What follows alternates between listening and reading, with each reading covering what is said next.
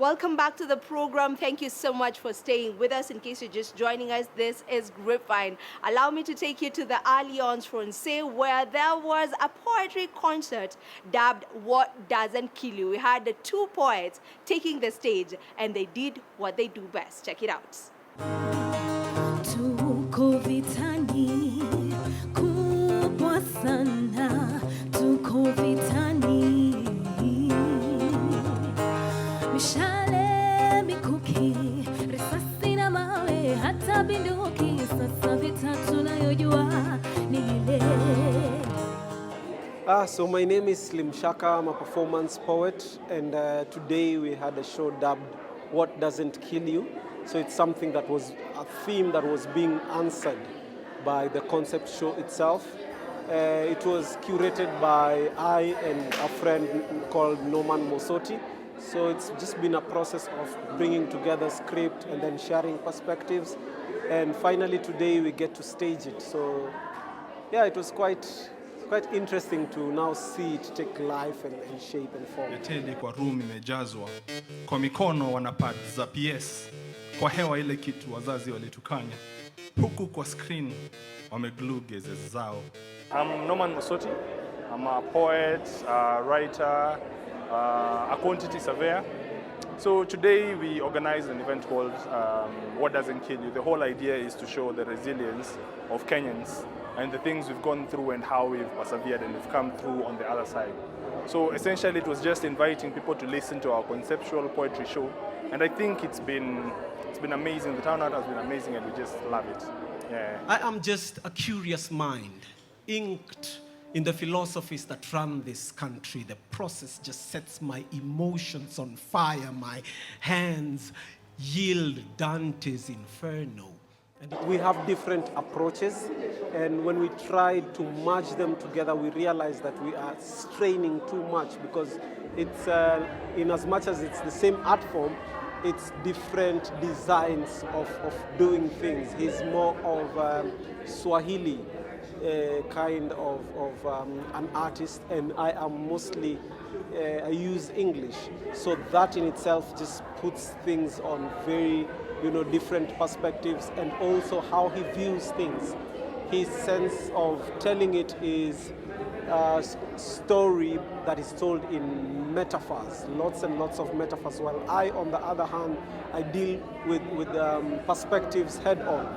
So we realized the best way is to mirror each other, and by that sense we just get to complement how our pieces and how the whole entire show becomes. Yeah. But demands za ganji who surpass supply. Bila supply, the magic solution in rules nazo hazi-apply. Application ya law ni tragic, that only kofata pocket utajialai ni impossible sadly. That hii profession haizi kuallow uwe rabbi. The goings on in Kenya, the things that have been happening, has been a precursor to this event happening. We've had turmoil happening the entire of last year, and we're almost actually nearing, I think, a whole year since June 25th happened. So in our minds, we've had these stories.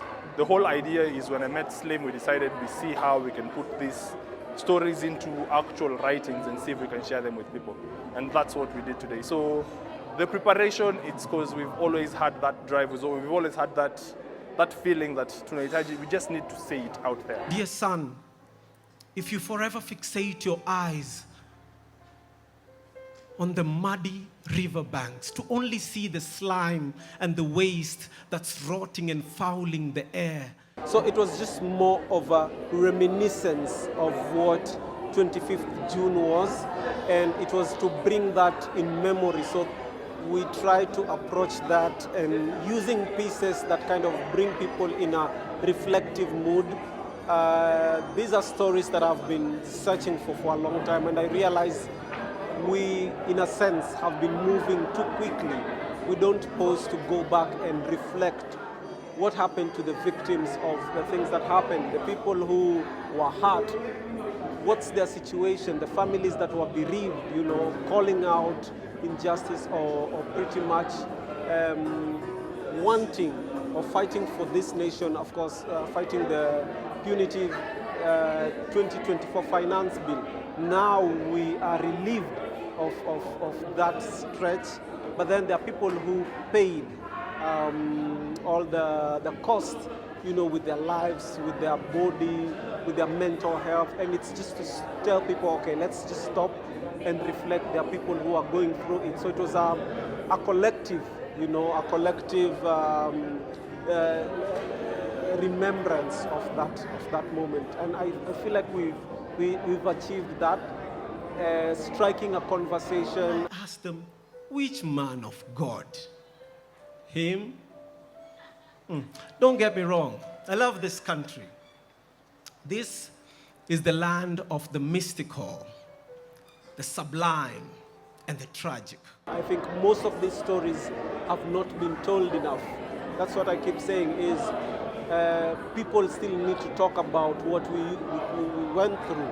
Parents need to have these conversations with their children. Siblings need to have these conversations. So it's just to spark the start of this kind of conversation. Even in disappointment, we are not too blind of all the great things that Kenya is. There is ample evidence of beauty in this country. I see it in the faces of the farmers, the children, the traders.